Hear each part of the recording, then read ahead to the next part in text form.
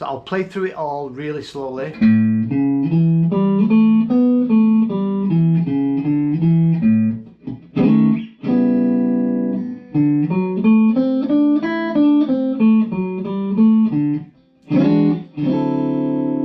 Today, continuing on with my CAGED series, I'm going to be blending a dominant 7 arpeggio with some scale tones to emphasize the chord changes over a 1-4-5 blues. And I'll also chuck in some bluesy chords to reinforce the lick. So we're in the key of A. Now our 3 chords are A7. For this we're going to be using the E form. And our 4 chord is D7. We can refer to our A form for this chord, and our 5 chord also the A form. So whatever we do for the D, we just move it up a whole step, and we can do it for the 5 chord. So I'll play the lick slowly and then I'll break it down.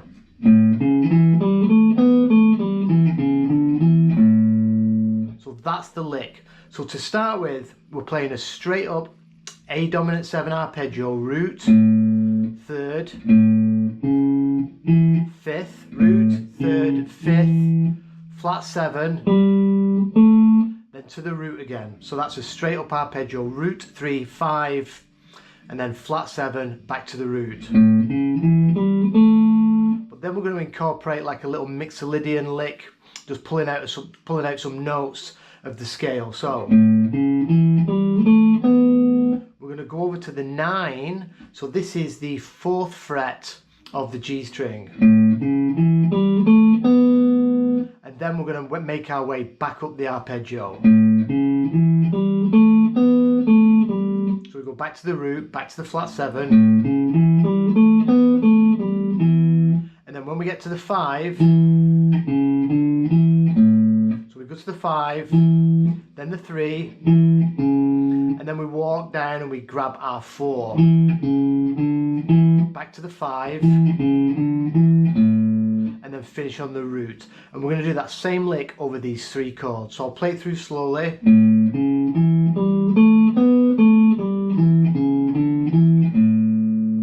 And I nicked this off Guthrie Trapp. I didn't invent it. I've seen Guthrie Trapp do it quite a few times.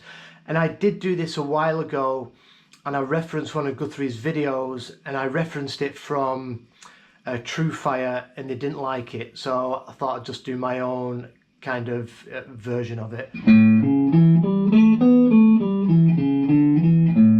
That's the lick.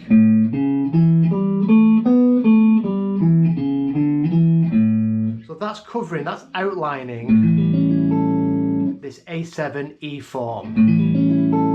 And I'm not going to go into all the triads and stuff. Everyone on YouTube seems to be talking about triads. And they are good, but it's good to just incorporate an arpeggio and mix it up a bit with some of the scale tones, make a lick out of something, put it over 3 chords in a blues context, and I find that it helps my students internalize things a lot more than just going over triads and stuff.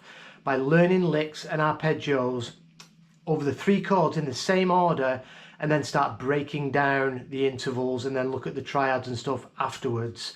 But to make it fun, it's good to do something like this.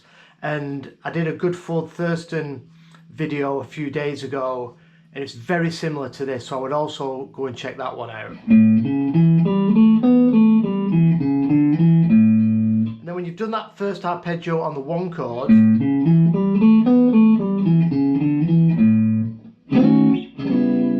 we can put in this nice A9 chord, this voicing rooted off the A string, and we can slide that up a whole step and then go back and play it. So we can play it from the 4th fret up to the 6th fret and then back. So we can do all that over our A.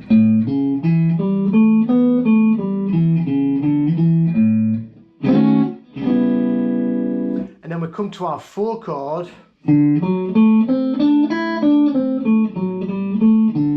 We're going to do exactly the same lick, but now we're outlining this A form. So it changes slightly, and we can walk into this from the flat 7 of D, which is a 3rd fret. We can go 3, 4, 5. Just make sure you start it with your middle finger on this D root. first part of the arpeggio is exactly the same fingering. But now when we come to get the 9, because of the B string, it's utched up, it's directly underneath. And we do exactly the same lick in the same order. That's why this really helps students internalize it, because we're doing the same lick over a different chord, so it's a different voicing and it's a different shape. So by mixing it up in a 12-bar blues, it makes it fun, and then it sort of, that encourages practice.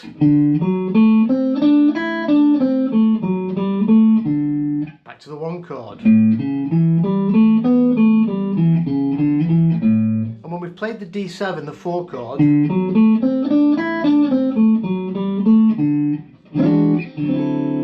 we can do this D9 chord. We can also slide that up a whole step and then bring it back to D. So the 1 and the 4.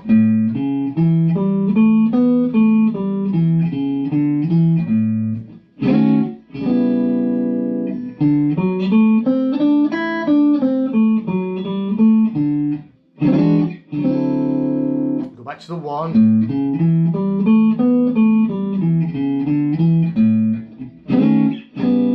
And then for the 5 chord, we just bring what we did for D up, exact same thing, a whole step, and we play it off this E root.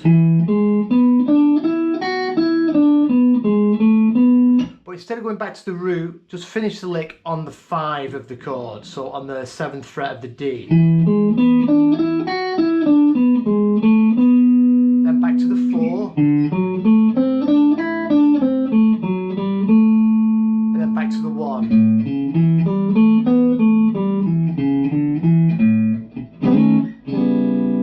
So you can see it makes this a lot of fun, mixes up a little bit of scale tones with our arpeggios, we're chucking in some bluesy chords, and it makes for a nice exercise. So I'll play through it all really slowly.